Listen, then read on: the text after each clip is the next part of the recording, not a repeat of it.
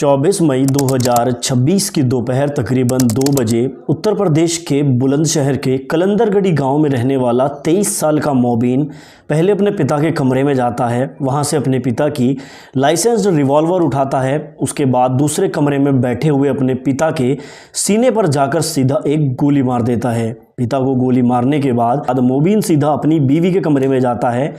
मोबीन की बीवी का नाम सना था और उसके बाद वो अपनी बीवी सना के सिर में एक गोली मार देता है। मौका वारदात पर बाप और बीवी दोनों की मौत हो जाती है। उसके बाद मोबीन सीधा 112 नंबर पर पुलिस को कॉल करता है और सारी बात बता देता है। कुछ देर के बाद पुलिस आ जाती है, मोबीन को अरेस्ट कर लेती है, लेकिन उसके बाद जो सच्चाई निकल कर सामने आती है वो बेहद ही चौंकाने वाली थी।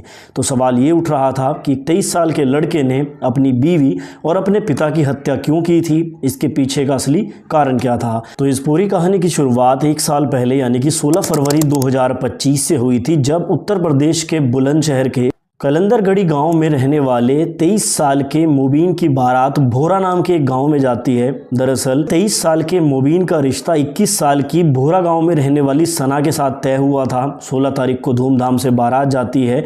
मोबीन घर का बड़ा बेटा था, इसकी उम्र 23 साल थी। इसका एक छोटा भाई था जिसका नाम रिहान था और ये नोएडा में रहकर जॉब करता था और एक 16 साल की छोटी बहन भी थी। मोबीन के पिता का प्रॉपर्टी डीलरिंग का काम था, साथ ही उनकी वेल्डिंग की शॉप भी थी।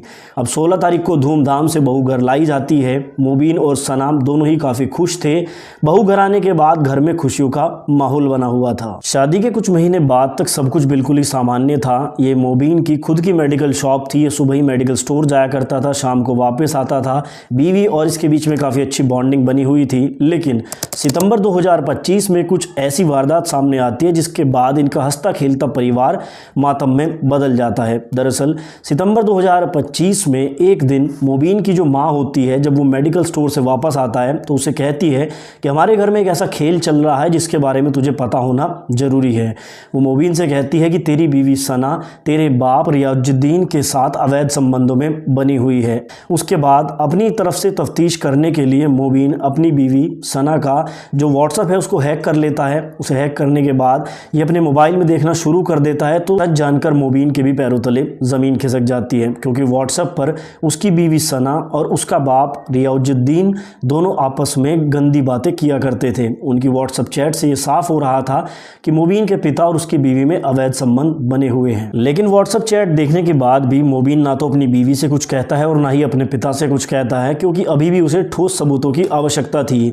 अक्टूबर 2025 में एक दिन मोबीन अचानक से दोपहर के समय अपने घर आ जाता है और उसी वक्त उसे वो ठोस सबूत मिल जाता है जिसकी उसे तलाश थी। दरअसल इस दिन वो अपने पिता और अपनी बीवी सना को अपनी आंखों से आपत्तिजनक स्थिति में देख लेता है। यहाँ से मोबीन को पूरी तरीके से इस पर यकीन हो चुका था। उसके बाद घर में लड़ाई झगड़ा होता है, जिसके बाद मोबीन अपनी बीवी सना को उसके मायके छोड़ आता है और सारी बात मायके वालों को भी बता देता है। तकरीबन 1 महीने तक सना अपने मायके में ही रहती है। उसके बाद मोबीन को भी समझाया जाता है, मायके बुलाया जाता है, पंचायत होती है और सना अपनी गलतियों की माफ़ी मांगते हुए मोबीन से कहती है कि फ्यूचर में ऐसी कोई गलती नहीं होगी। साथ ही जो मोबीन का पिता था रियाजुद्दीन, उसको भी समझाया जाता है। वो भी अपनी गलतियों की माफ़ी मांगते हुए अपने बेटे से कहता है कि आगे से ऐसा कोई भी काम नहीं होगा।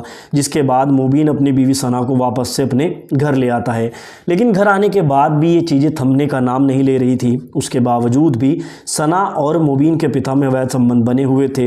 अब इस बात का पता मोबीन को इस तरीके से लगता है। एक दिन सना के पास बहुत सारे नए कपड़े और काफ़ी सारे गहने होते हैं। वो पूछता है कि ये तुम्हें कहाँ से मिले, जिस पर वो कहती है कि ये तुम्हारे पापा ने ला कर दिए हैं। यहाँ से जो मोबीन है वो फिर से भड़क जाता है। घर में फिर से लड़ाई होती है और अब घर में लड़ाई होना आम बात हो चुका था। अब रोज़ रोज़ की लड़ाई से तंग आकर मोबीन, उसकी माँ, उसका छोटा भाई, ये सभी मिलकर अपने बाप से कहते हैं कि अगर तुम्हें यही काम करने हैं तो तुम सना को लेकर बाहर कहीं रहने लगो, इस घर में हमें चैन से जीने दो। जिस पर मोबीन का पिता रियाजुद्दीन कुछ ऐसा जवाब देता है जिससे सभी लोग भड़क जाते हैं। दरअसल मोबीन का पिता इन सभी से कहता है कि जिस घर में तुम रह रहे हो ये घर मेरे नाम पर है और इसे मैंने अपने खून पसीने से बनाया है। अगर किसी को मुझसे दिक्कत है तो वो इस घर से जा सकता है।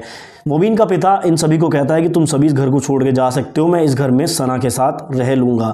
अब ये बातें सुनकर मोबीन और भी भड़क जाता है। उनके घर में काफ़ी लड़ाई होती है और ये लड़ाई इतनी ज़्यादा बढ़ जाती है कि मोबीन अपने पिता पर हाथ तक उठा देता है। देखते ही देखते कुछ और महीने का समय ऐसे ही बीत जाता है। अब तारीख आ जाती है 10 मई 2026 की। दरअसल मोबीन की पत्नी सना प्रेग्नेंट हो चुकी थी और 10 मई 2026 को वो एक बेटे को जन्म देती है।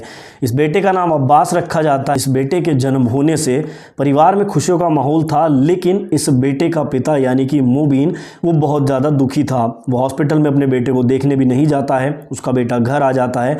घर आने के बाद वो अपनी बीवी से सिर्फ एक ही बात कहता है कि ये मेरा बेटा नहीं है, बल्कि ये तेरे और मेरे पिता के कुकर्मों का फल है। अब इस बात को लेकर भी घर में रोज रोज झगड़े हुआ करते थे। मोबीन इस बात को इनकार कर देता है कि ये मेरा बेटा है। वो यही कह रहा था कि ये मेरे पिता और मेरी बीवी के कुकर्मों का ही फल है। अब रोज रोज ऐसे ही झगड़ा चलता है। लगभग 14 दिनों तक ये झगड़े चलते हैं। तारीख आ जाती है 24 मई 2026 की, जब इन झगड़ों के चलते हुए मोबीन के घर में एक पंचायत रखी जाती है। इस पंचायत में मोबीन की बीवी सना के परिवार वाले भी आते हैं, कुछ और रिलेटिव्स वहाँ पर इकट्ठा होते हैं। दोनों पक्षों की बात सुनी जाती है और इसी पंचायत के दौरान मोबीन अचानक से इतना गुस्सा हो जाता है कि वो सभी लोगों के सामने उठकर अपने बाप रियाजुद्दीन को कम से कम 10 थप्पड़ मारता है। उसे 10 थप्पड़ मारने के बाद वो अपनी पत्नी सना को भी कई चांटे जड़ देता है। ये सब होने के बाद वो पंचायत को वहाँ से जाने के लिए कहता है और वो कहता है कि इस बात का फैसला अब मैं खुद ही करूँगा। पंचायत के लोग घर से चले जाते हैं। ये सुबह तकरीबन 10 और 11 बजे की बात थी। अब दोपहर के 2 बजे जो मोबीन होता है वो अपने पिता के कमरे में जाता है। दरअसल मोबीन के पिता रियाजुद्दीन के पास एक लाइसेंस रिवॉल्वर थी। मोबीन उस रिवॉल्वर को उठाता है और बराबर के कमरे में बैठे हुए अपने पिता के पास जाकर उसके सीने में गोली मार देता है। ये गोली लगने से मोबीन के पिता की ऑन द स्पॉट मौत हो जाती है। उसके बाद मोबीन दूसरे कमरे में लेटी हुई अपनी बीवी के पास जाता है और उसके सिर पे बंदूक तान के गोली चला देता है।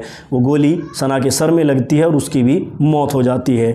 दोनों की मौत हो जाने के बाद मोबीन 112 नंबर पर पुलिस को कॉल करता है और उन्हें सारी बात बताता है। साथ ही सना के परिवार वालों को भी फ़ोन करके ये कह देता है कि जो भी दिक्कत थी उसने सारी दूर कर दी है। कुछ देर बाद पुलिस आती है, फॉरेंसिक टीम को बुलाया जाता है, मौका वारदात से एविडेंसेस को जुटाया जाता है और उसके बाद मोबीन को हिरासत में लेकर जेल भेज दिया जाता है।